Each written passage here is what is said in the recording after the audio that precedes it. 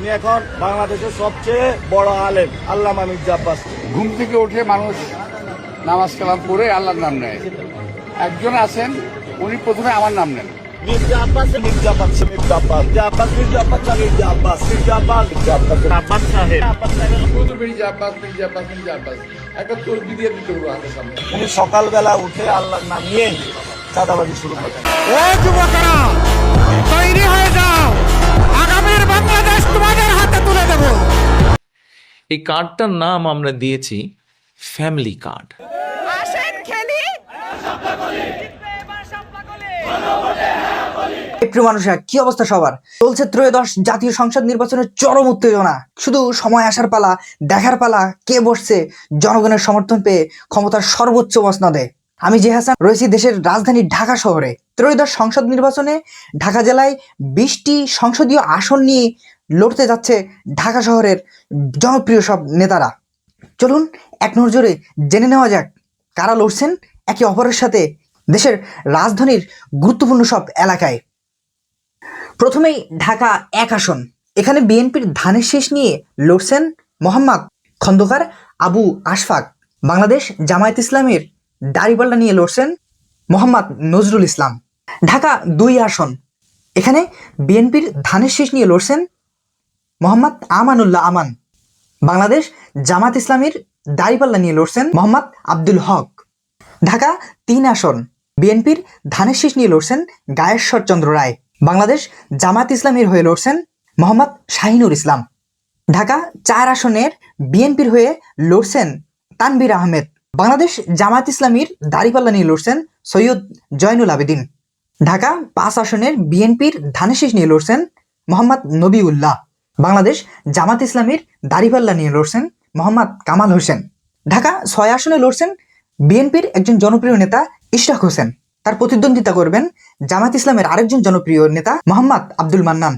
ঢাকা 7 আসনে লড়বেন বিএনপির ধানের শীষ নিয়ে হামিদুর রহমান। জামাতের হয়ে প্রতিদ্বন্দ্বিতা করবেন মোহাম্মদ এনায়েতুল্লাহ। এবারের নির্বাচন ঘিরে খুব বিনোদন ছড়িয়েছে ঢাকা 8 আসন, অর্থাৎ নাসিরউদ্দিন পাটোয়ারির মজার মজার কাণ্ডের জন্য। তাতে বিরক্ত হয়েছেন বিএনপির জনপ্রিয় নেতা, সিনিয়র নেতা মির্জা আব্বাস উদ্দিন আহমেদ। এই আসনে বিএনপির হয়ে লড়াই করবেন সিনিয়র নেতা মির্জা আব্বাস উদ্দিন আহমেদ। জোট থেকে এনসিপির হয়ে লড়বেন শাপলাকলি নিয়ে নাসিরউদ্দিন পাটোয়ারি। এই আসনে আরেকজন ভাইরাল প্রার্থী আছে, আলোচিত সমালোচিত মেঘনা আলম। তিনি লড়বেন গণ অধিকার পরিষদ থেকে। ঢাকা 9 আসনে লড়বেন বিএনপির ধানের শীষ নিয়ে হাবিবুর রশিদ।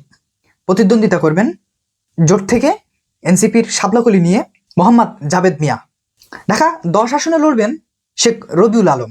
ধানের শীষ নিয়ে বিএনপি থেকে প্রতিদ্বন্দ্বিতা করবেন জামাতের হয়ে মোহাম্মদ জসিমউদ্দিন সরকার। ঢাকা 11 আসন। এখানে বিএনপির ধানের শীষ নিয়ে লড়বেন এম এ কাইয়ুম। তার প্রতিদ্বন্দ্বিতা করবেন জোট থেকে এনসিপির শাপলাকলি নিয়ে মোহাম্মদ নাহিদ ইসলাম। ঢাকা 12 আসনে লড়বেন জামায়াতের হয়ে মোহাম্মদ সাইফুল আলম। ঢাকা 13 আসনে লড়বেন বিএনপির জনপ্রিয় একজন নেতা ববি হাজ্জাজ। প্রতিদ্বন্দ্বিতা করবেন জোট থেকে খেলাফত মজলিসের হয়ে রিকশা প্রতীক নিয়ে লড়বেন মামুনুল হক। ঢাকা 14 আসনে লড়বেন বিএনপির হয়ে সানজিদা ইসলাম। এই আসনে আরেকজন জনপ্রিয় ব্যক্তিত্ব লড়বেন জামাতের দাড়িপাল্লা নিয়ে মীর আহমদ বিন কাসেম। তিনি গুমের শিকার হয়েছিলেন এবং বিভৎস সেই বর্ণনা দিয়েছিলেন দেশের মানুষকে। ঢাকা 15 আসনে লড়াই করবেন বিএনপির ধানের শীষ নিয়ে মোহাম্মদ শফিকুল ইসলাম খান। প্রতিদ্বন্দ্বিতা করবেন জামায়াতের আমির মোহাম্মদ শফিকুর রহমান। ঢাকা 16 আসনে বিএনপির হয়ে লড়াই করবেন মোহাম্মদ আমিনুল হক। জামায়াতের হয়ে লড়বেন মোহাম্মদ আব্দুল বাতেন। ঢাকা 17 আসন। এখানে লড়াই করবেন বিএনপির সর্বোচ্চ নেতা তারেক রহমান। প্রতিদ্বন্দ্বিতা করবেন জামাত থেকে দাড়িপাল্লা নিয়ে doctor S M Khaliduzzaman. Dhaka 18 আসনে লড়াই করবেন বিএনপির ধানের শীষ নিয়ে এম জাহাঙ্গীর হোসেন। প্রতিদ্বন্দ্বিতা করবেন জোট থেকে এনসিপির শাপলাকলি নিয়ে আরিফুল ইসলাম। ঢাকা 18 আসনে আরেকজন তরুণ জনপ্রিয় নেতা রয়েছেন, যিনি লড়বেন স্বতন্ত্র থেকে মোহাম্মদ মহিউদ্দিন হাওলাদার, যিনি অনেকের কাছে পরিচিত মহিউদ্দিন রানী নামে। ঢাকা 19 আসনে বিএনপি থেকে লড়াই করবেন দেওয়ান মোহাম্মদ সালাউদ্দিন। জোট থেকে শাপলাকলি নিয়ে লড়াই করবেন দিলশানা পারুল। ঢাকা 20 আসনে বিএনপির ধানের শীষ নিয়ে লড়াই করবেন মোহাম্মদ তমিজ উদ্দিন। প্রতিদ্বন্দ্বিতা করবেন। জোট থেকে এনসিপির হয়ে শাবলাগুলি নিয়ে লড়বেন নাবিলা তাসনিদ। প্রিয় মানুষেরা, সঙ্গে থাকুন।